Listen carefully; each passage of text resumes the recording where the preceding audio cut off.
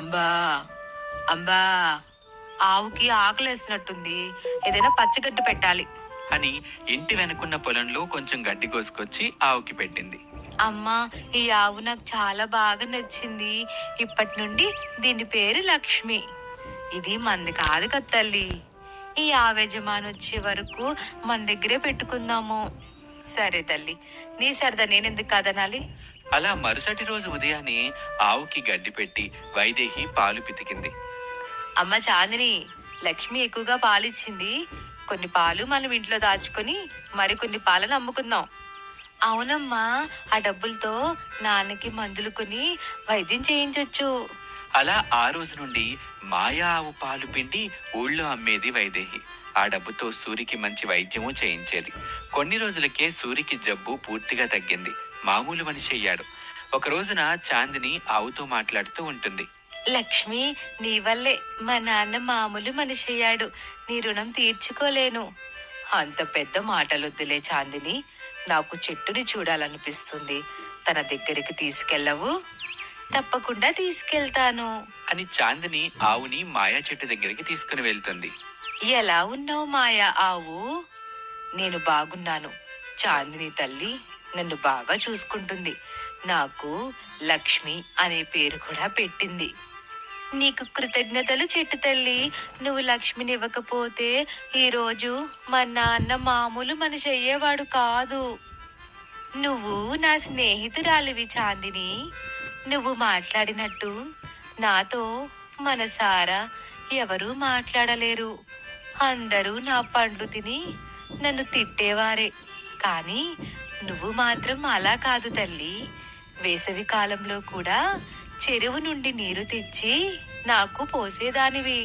అలా వాళ్ళు మాట్లాడుకుంటూ ఉంటారు. అట్నుంచి వెళ్తున్న సిద్ధయ్య చూస్తాడు.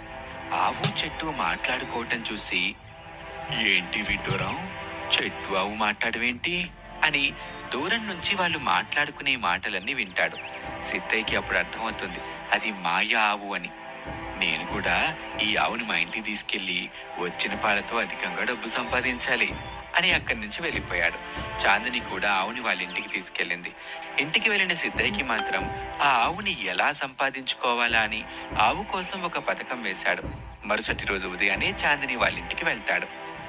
అమ్మా వైదేహి. ఏంటన్నా మా ఇంటి వైపు వచ్చారు అని వైదేహి అడిగింది. కానీ సిద్ధయ్య కళ్ళన్నీ ఆవు వైపే ఉన్నాయి. అమ్మ వైదేహి, ఈ ఆవు నాదే. మా ఆవుల మంద నుండి తప్పించుకొని మీ ఇంటికి వచ్చింది. అవునా అన్నా, చాలా రోజులు చూశాను ఎవరైనా వచ్చి తీసుకెళ్తారేమో అని. కానీ ఆవు కోసం ఎవరూ రాలేదని నా దగ్గరే ఉంచుకున్నాను. సర్లే తల్లి, మరి నా ఆవు నాకిస్తే తీసుకెళ్తాను. అంతలోనే చాందిని అక్కడికి వచ్చింది. సిద్ధే మామ, ఈ ఆవు మాది. దీన్ని తీసుకెళ్ళడానికి నేను ఒప్పుకోను.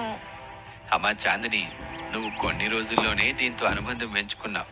మరి నేను పుట్టినప్పటి నుండి ఈ ఆవును చూసుకుంటున్నాను. మరి నాకు దీనికి ఎంత అనుబంధం ఉంటుందో నువ్వే చెప్పు. సిద్ధే అన్నయ్య, అది అలానే అంటుందిలేండి. మీరు తీసుకెళ్ళండి. అలాగే తల్లి. అలా మాయా ఆవుని తీసుకువెళ్తాడు సిద్ధయ్య. మాయా ఆవుని తీసుకువెళ్ళిన కొన్ని రోజులకి ఆ ఆవు పాలివ్వటం మానేస్తుంది. ఒకరోజు సిద్ధయ్య కోపంతో ఆవు దగ్గర నిలబడి, నా దగ్గరకు వచ్చేసరికి పాలివ్వడమే మానేశావు. నీ పని ఇట్టా కాదు అని ఆవుని కొట్టడానికి ప్రయత్నించాడు. ఆవు అక్కడి నుంచి మాయమైపోయింది. కాసేపటికి మళ్ళీ కనిపించింది. మళ్ళీ కొట్టడానికి వెళ్ళాడు సిద్ధయ్య. ఆవు మళ్ళీ మాయమైంది.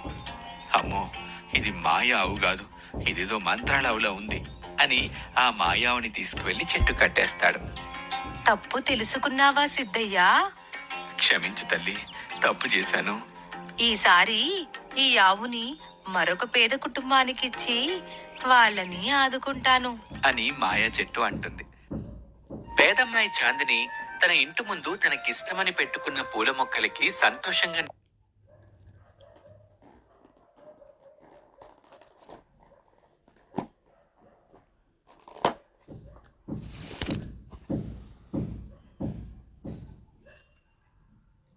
నీళ్లు పోస్తూ